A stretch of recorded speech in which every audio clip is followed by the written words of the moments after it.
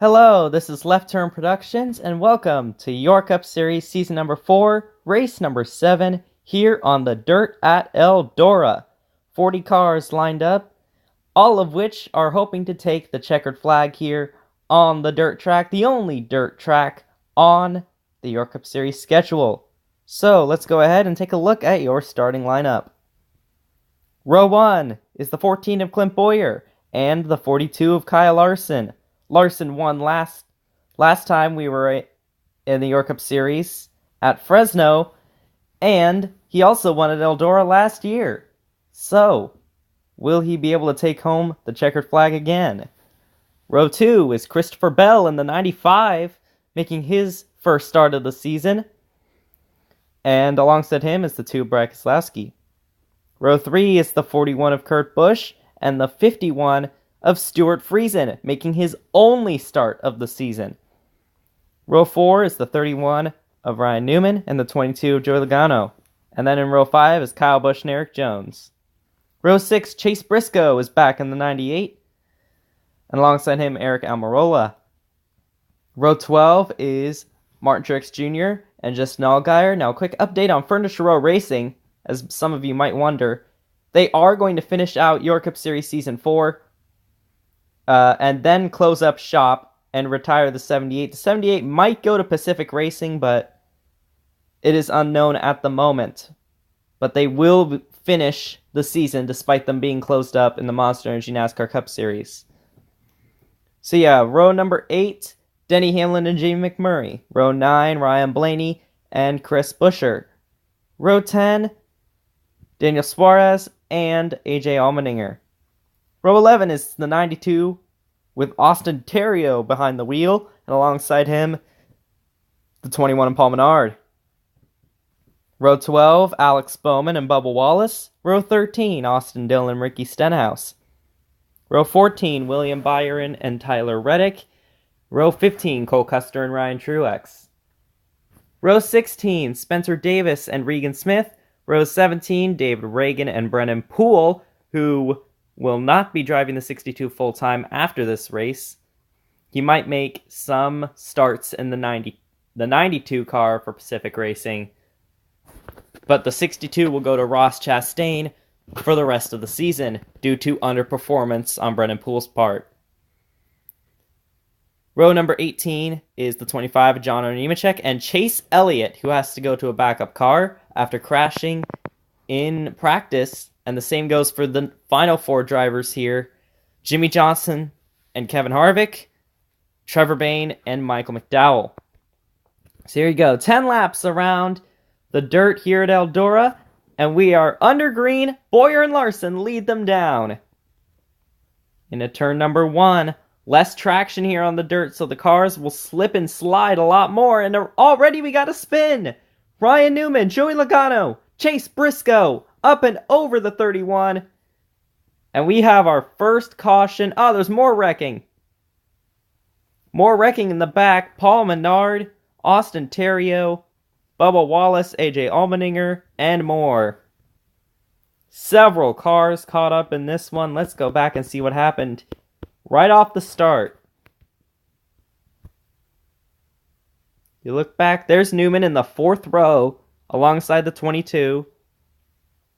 Can see him on the top of the picture there. Kyle Busch tried to take it 4 wide in the corner. You can obviously see there was no room for 4 cars going 4 wide in that corner, and Kyle Busch just made an aggressive move off the start that didn't work, and look at Chase Briscoe launching over the 18 and the 31. Joey Logano barely got clipped. He got involved in the wreck there. Daniel Suarez got some damage, but it looks like he's able to continue. And then you can look back there. Not sure what caused that second crash, but not sure if it was related to the first wreck, but maybe they were trying to check up and avoid the wreck, and they piled into each other. Paul Menard up on top of the 92. Austin Theriault, really bad break for him. Both of his starts have ended in early crashes. One more look at it and try to see who got out of it. Stewart Friesen got into the wall trying to avoid that wreck. He got it pretty good. It didn't really show it in the camera, but he did lick that wall. And Joey Logano almost got by the wreck, but he just got clipped there by Ryan Newman. Denny Hamlin, wow, 3 Joe Gibbs racing cars involved in that crash. It was a really bad wreck for Joe Gibbs Racing. They had Busch, Hamlin, and Suarez all caught up in it. Suarez, however, able to continue along with Stewart Friesen, but they had to go down and get some repairs, and so they are at the tail end of the field. And here you can see all the drivers involved. Martin Truex Jr. got involved somewhere in that wreck. I didn't see where he got involved, but apparently he got piled in as well. Chris Buescher was able to drive his car around the track. He was involved in the crash, but his day is done as well. So that is 14 cars already eliminated from the race. So here we can see it now. Clint Bowyer and Christopher Bell are going to lead them down here on lap number 2. Green flag back in the air. Bowyer gets a great restart. Clint Bowyer, one of the drivers that has not gotten a career win in the York Cup Series, despite having run 47 races. Ran full seasons in Season 2 and 3, and another full season in Season 4. Larson and Bell racing for second back there. These two did some pretty good battles last time we were at Eldora, but Bell is going to get the advantage off of Larson, and now here comes Keselowski. Bowyer still out front. Bell and Larson, second and third. Larson dives to the bottom, and he's going to try to pass Bell. He got the nose ahead of him, but Bell might have the advantage in the corner. He does. Bell gets up to almost the back bumper of the 14, and now he's going to go below the 14 of Bowyer. Christopher Bell and Levine Family Racing trying to pull off an upset. Bowyer still led that lap. I think we're on lap number 5 right now. And here comes Ryan Blaney into the picture. Where did he come from? And Christopher Bell with a great slide job in the corner. He makes it work, and he's going to take the lead away. 4-car battle for the lead now between Bell, Bowyer, Larson, and Blaney. Oh, a little close with Larson. Larson's into the wall. Hard hit for the 42. And the 4 and the 20 get collected as well. Kyle Larson, perhaps the favorite to win out here today. And he is now sent into the inside wall after making contact with the 12, I believe, of Ryan Blaney. Let's go back and see what happens. Going through turn number 3. You see Larson and Blaney there. Bowyer on the inside. Maybe he had something to do with it. Bowyer slides up the track. Larson did not get a good run off the corner. Nowhere to go for Larson, really. If he would have turned up, he would have turned the 14 of Bowyer around.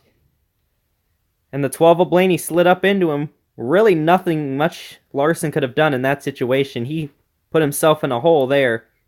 Really hard hit for the 42. And then Kevin Harvick and Eric Jones tried to avoid it. Tried to lock up the brakes. Their nights are ended too. It really sucks for Harvick because he made his way from the back of the pack into the top 10. And now all of his progress has been erased due to this crash. All 3 cars are out of the race. So it's going to be Bowyer and Bell once again leading them to the line. I believe we're on lap 6 or 7. And the green flag is back out. Bell on the outside gets a great restart. Ryan Blaney makes it 3 wide off the restart. Now Ryan Blaney wants to challenge for the win. He's already got a win this season. He wants to be the first one to win a second time. And he's inside of Bell. Can he do it? He has to catch him. Not too many laps left in this race. I think we have 5 laps to go in the race. I should really start adding a lap counter because I keep losing track of these laps. Anyway, side by side for the lead between Bell and Blaney. 2 young guns in the York Cup Series. Bell hangs on, though.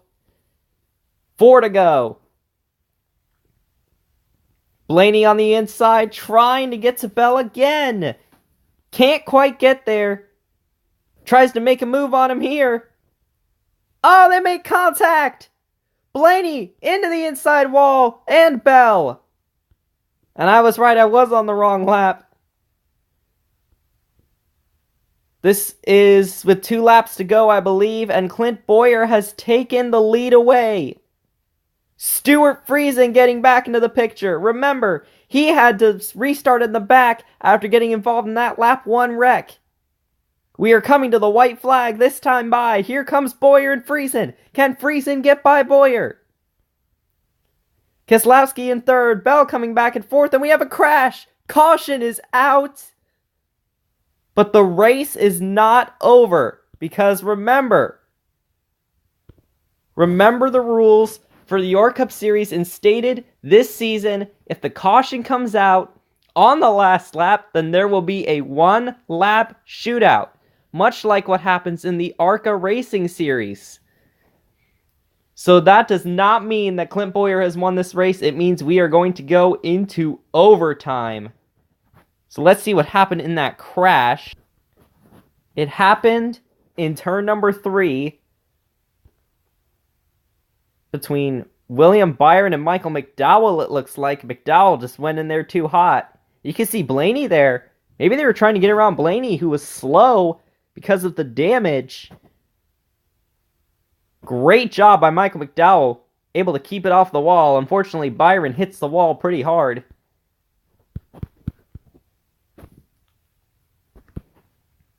You can see it again. Look up there. There's the highlighter yellow, number 12. Behind that orange car, I believe, is the 63 of Ryan Truex, but behind him is Byron, and behind him is McDowell. See the closing rate. McDowell had just a much bigger run. Maybe Byron might have slid down in front of him and he didn't expect it. Either way, the two collided, and Byron ended up into the outside wall, and they threw the caution because the leaders were going to have to go through that area. And while we're at it, let's take a look at that incident between Blaney and Bell. With just 3 laps to go, coming to 2 to go. I did do miscalculations on the laps. But, you can see Blaney getting right on the back bumper of Bell, going into turns 3 and 4. Looks like Blaney might have slid up a little too high and got into Bell. Bell saved it, but Blaney hits the inside wall, and he gets some pretty heavy damage on that 12. And could it have been Blaney that caused that last caution while he was still riding around on the racetrack? That could have been the case. But anyway, we're going to get a restart here. Let's look at the top 10 first of all. Clint Bowyer in the lead, has never won a race. Stewart Friesen in second, also has never won a race. Brad Keselowski has. Christopher Bell has not. Eric Almirola has not. Austin Dillon hasn't this season. I don't think the entire top 10 has won this season. So it's a very interesting predicament we've gotten ourselves into. So more than likely we're going to see a new winner and possibly a first-time winner out here today. Anyway, we're going to have this 1-lap shootout. Green flag is back out. Keselowski tries to make it 3 wide. That completely ruins the 14's restart, and they're crashing behind. Chase Elliott, Jimmy Johnson, Eric Almirola, Suarez again. And we're going to have another restart. Let's go back and try to see what happens. On that restart, looked like maybe a similar crash to the one that happened on the first lap. See, Bowyer got a decent restart. Then going into the corner, Keselowski slid up, almost hit him. Forced Bowyer to let off a little, and that, I believe, allowed Stewart Friesen to take the lead. Anyway, there was some contact between the 41 and the 10, and it collects Chase Elliott and Jimmy Johnson. as well as the final Joe Gibbs racing car still left in the race, Daniel Suarez. Didn't look like anybody else got involved in the accident as well, and Chase Elliott drove away, but the damage is not fixable on that 9, as you can see heavy smoke pouring out from the front of it. So here we go, another restart. Stewart Friesen is now your leader. Imagine the pressure on Stewart Friesen, trying to take not only himself, but the small team, Caleb Campbell Motorsports, to their first victories. We're going to have another attempt at overtime. They got to make it all the way around to the checkered flag. Can Friesen do it? Green flag is in the air. He and Keselowski are pretty even, going through 1 and 2, but Friesen has been great on the inside. Contact between him and the 2. The 2 is in the wall, and that's also going to hold up Christopher Bell. Here comes Bowyer on the inside, going through 3 and 4. It's going to be a photo finish, sliding to the line. It's going to be Friesen. Stewart Friesen gets the win. As the rest of the field goes by, let's have a replay of that finish. Photo finish out here on the dirt, and Stewart Friesen, I believe, has gotten the win. On this restart, you're going to see that he didn't really launch out that well over the 2 of Keselowski, but it was his great corner in turns 1 and 2 that allowed him to hold him off. Got into the 2 there, shoved him up into the wall a little bit. Perhaps overdrove that corner just the tiniest amount, and that also allowed the 14 of Clint Bowyer to pounce. You see Austin Dillon there in 3rd. He could have won this race if those front 2 had had issues. And you can see the car still sliding, coming off of the corner. Friesen dips low. Bowyer also dips low. And there's the margin. You can see clearly Stewart Friesen in the 51 has won this race, with Clint Bowyer 2nd, Austin Dillon 3rd, Cole Custer, and Brad Keselowski round out the top 5. So congratulations to Stewart Friesen in the 51, and interestingly enough, this is so much of an underdog win here in the York Cup Series that the number 51 car doesn't even have a sponsored account. This is the first time in York Cup Series history that a car has won and it didn't have a sponsored account. But the team that it's for, Caleb Campbell Motorsports, now makes history as becoming the first custom team to win a York Cup Series race. So, a very big underdog story here at Eldora. I'm sure Caleb will be happy in the comments section. So let's have your race results here. A lot of interesting names, a lot of underdog stories here in the top 10. Not just Stewart Friesen, but obviously Friesen is the biggest of them all, taking it home. Clint Bowyer 2nd, just a nose away from getting his first career win. Austin Dillon in 3rd. That, I believe, that is certainly his best finish since he won the Omaha 500 in Season 3. Great job for Austin Dillon. Cole Custer in 4th.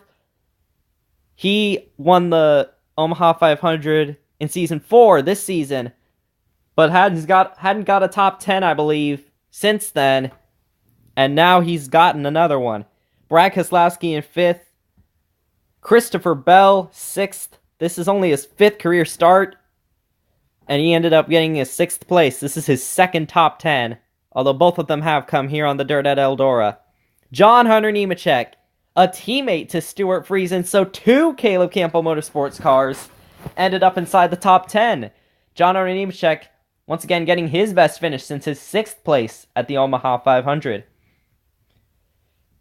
Justin Allgaier inside the top 10. Great run for him, as well as the 63 of Ryan Truex.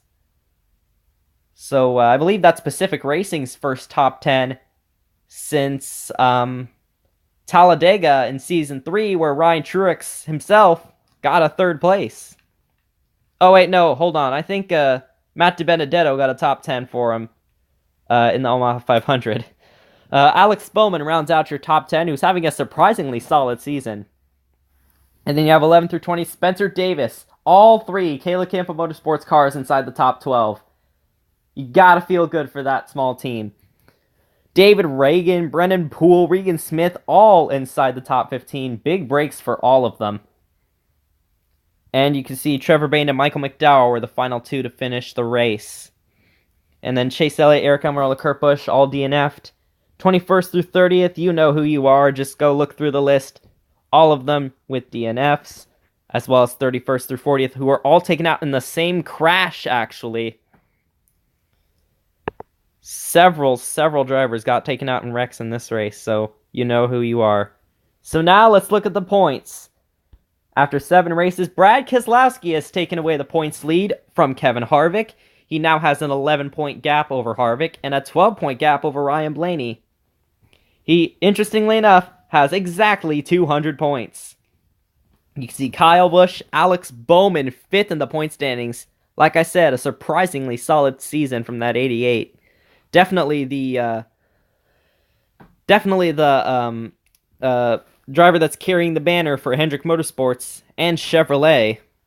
You see Martin Truex Jr. 6th, Eric Jones, Joey Logano, Kurt Busch, Kyle Larson, Cole Custer back inside the top 12. And Jimmy Johnson is the last of that top 12. And there's the drivers that are just barely outside the cut line. Denny Hamlin, Eric Almirola, Chase Elliott. A lot of these drivers had gotten involved in accidents in this race and dropped them outside. Here you have 21st through 40th. McMurray, John Hunter Nemechek, 22nd in points. Great run for him. He's had a nice season so far. And here's the rest of them. A few part-timers near the bottom of the list. And then 41st through 54th, which almost entirely consists of part-timers. So there you have it. There is the long-awaited Dirt Derby at Eldora. I promise it won't take me this long to post another York Cup Series race again, but the next race is at Tiburon, the long 3-mile racetrack where you're taking right turns instead of left ones, and it's definitely got to be a crazy race for sure. This is Left Turn Productions signing out.